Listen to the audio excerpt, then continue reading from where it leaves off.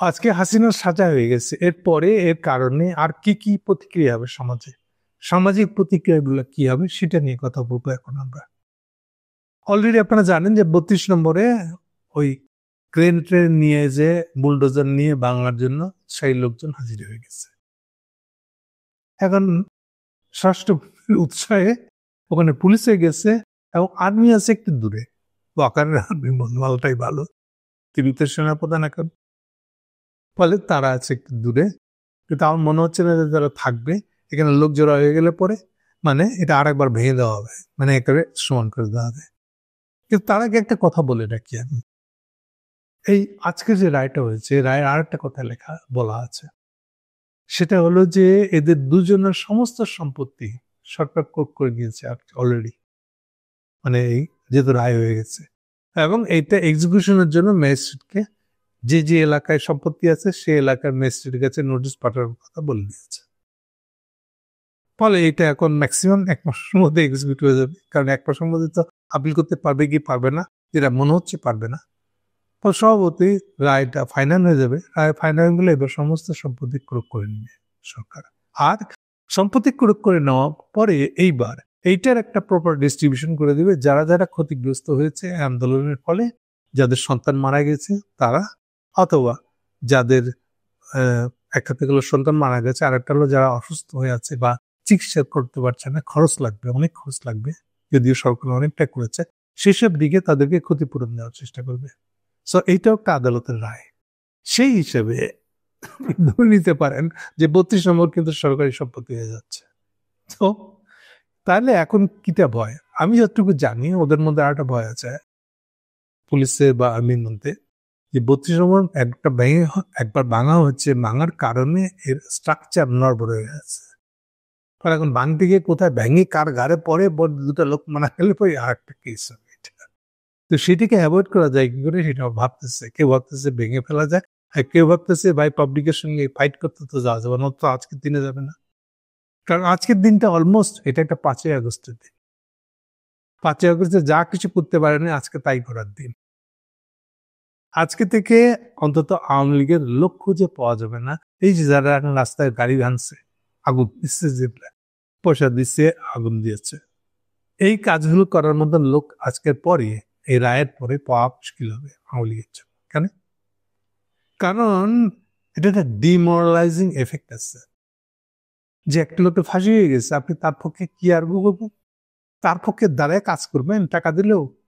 এখন আপনাকে যদি ধরালো, আপনার ছাড়ানো লোককে আসবে। সেই যেসব ইউনিভার্সিটির মাস্টাররা আওয়ামী লীগ করতো বা লুকায় ছুপায় আছে, এই যে প্রজন্ম 71 না কি জানি, 71-এর জন্ম না কি জানি বলে যেসব গ্রুপ বাড়াইছিল আর দিক দিয়ে, এইসবের কাজের কোনো মরাল গ্রাউন্ডটা থাকবে না আর। এটা হচ্ছে মুখ্য কাণ্ড। আর যে এখানে যাবে সে বুঝবে যে আমার পক্ষে টিকা মুশকিল হবে, আমাকে কে আলটিমেটলি রক্ষা করবে? মূল আসেনি শেষ, তার পক্ষে তার একটু সামনে আসা সম্ভব না। তাহলে আপনি কিসের ভরসায়, কার ভরসায় করবো? সেম একই জিনিস ঘটবে ইন্ডিয়াতে। যে বড় বড় নেতাগুলো আছে, নানক থেকে শুরু করে হাসান মাহমুদ থেকে শুরু করে এই টাইপের লোক যারা, এরা এখন চাচা আপন প্রাণ বাঁচা, অতি দ্রুত তারা নিজের নিজের ডেস্টিনেশন খুঁজে নেবে, কোথাও পালিয়ে যাবো, কিছু যা টাকা পয়সা কামাচ্ছে এগুলো সহ্য করা, সামলানো।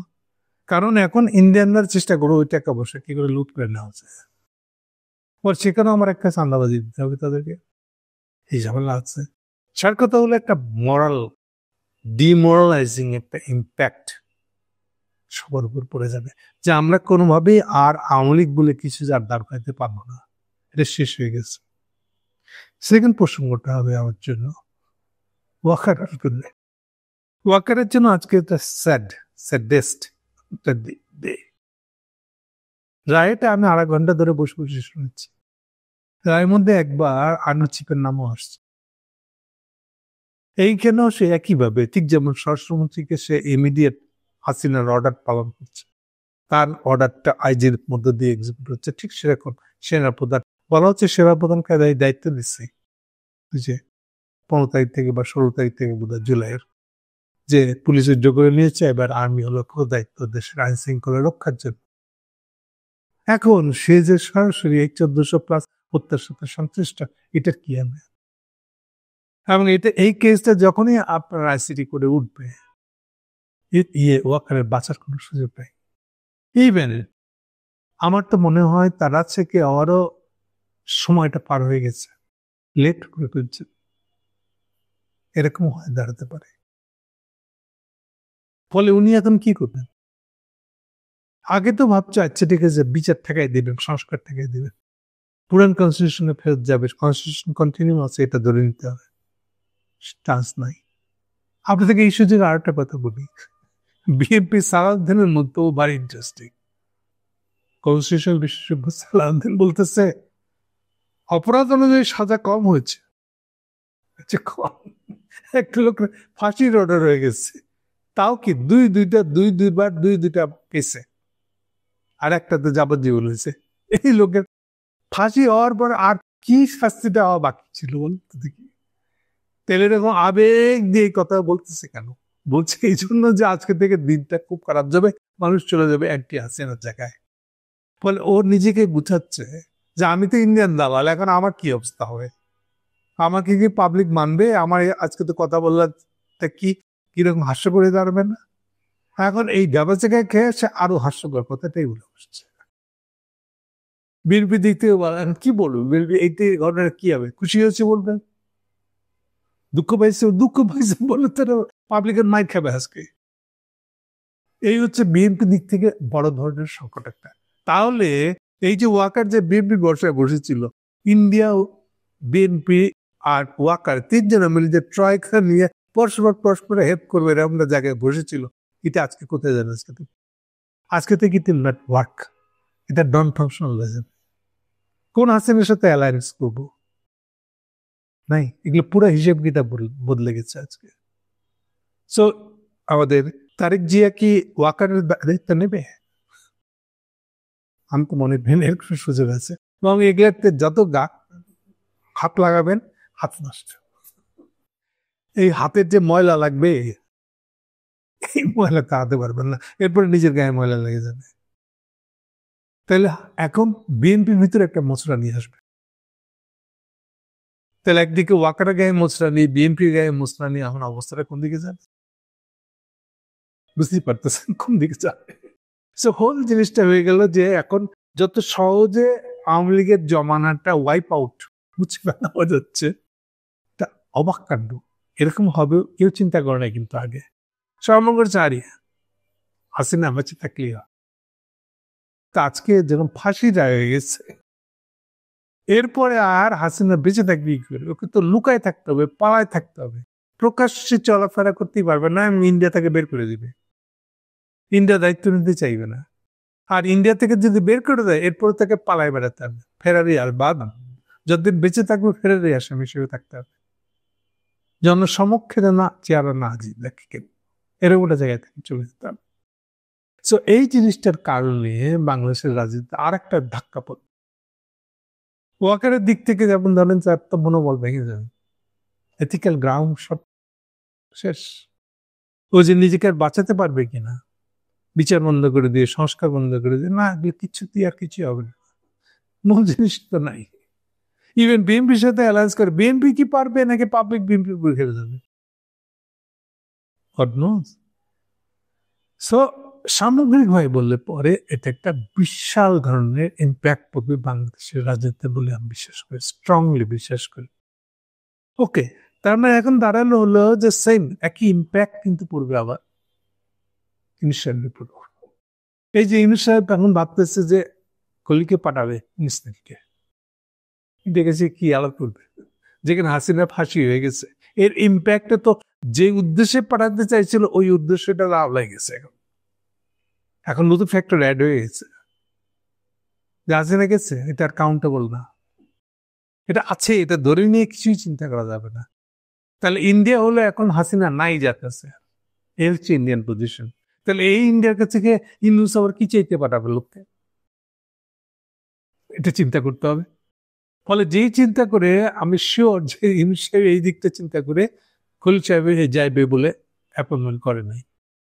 তাহলে এখন হাসিনার গেছে যে মরে গেছে, যে নাহলে পলাই গেছে, নাহলে ফেরারি হয়ে গেছে, এরকম কিছু একটা হবে। হতে যাচ্ছে। তাহলে এই অবস্থায় ইন্ডিয়ার সাথে সে কি ডিল করবে, কি নিয়ে কথা বলবে, কি নিয়ে ভাই আমি কি চাই ভাই, কি দিলে গিভ অ্যান্ড টেক করবেন আপনি? যেখানে বিএনপির অবস্থানটা কি হবে তাই অস্পষ্ট। আপনি ইন্ডিয়ান হাত নিয়ে ইন্ডিয়ানদের পকেটে পুরে নিয়ে ইন্ডিয়ানদের সাথে নিয়ে চলবেন, নো, শেষ। হাসিনার এই রায়ের একটা বড় ধাক্কা খাবে ইন্ডিয়া, মোদি আর জয়শঙ্কর।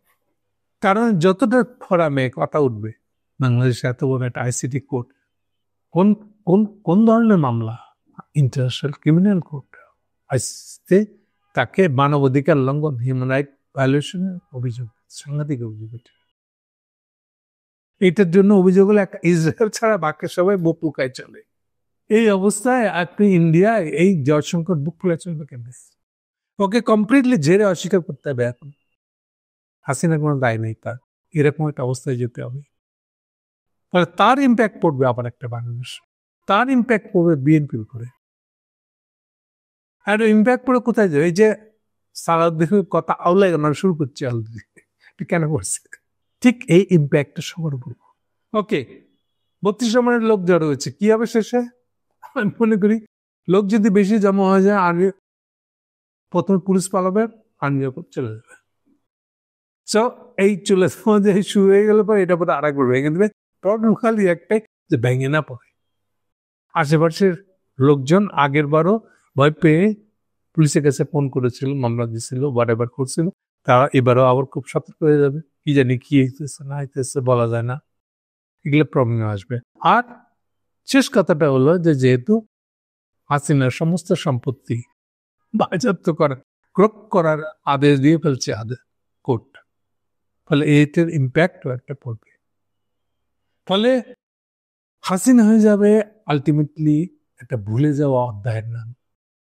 সবাই চেষ্টা করবে আমি এটার সাথে ছিল না, আমি এটার মধ্যে নাই, আমি ভুলে দিচ্ছি ওই চ্যাপ্টারটা। এটা হবে বাংলাদেশের নয়া বাংলাদেশের চেহারা। Thank you.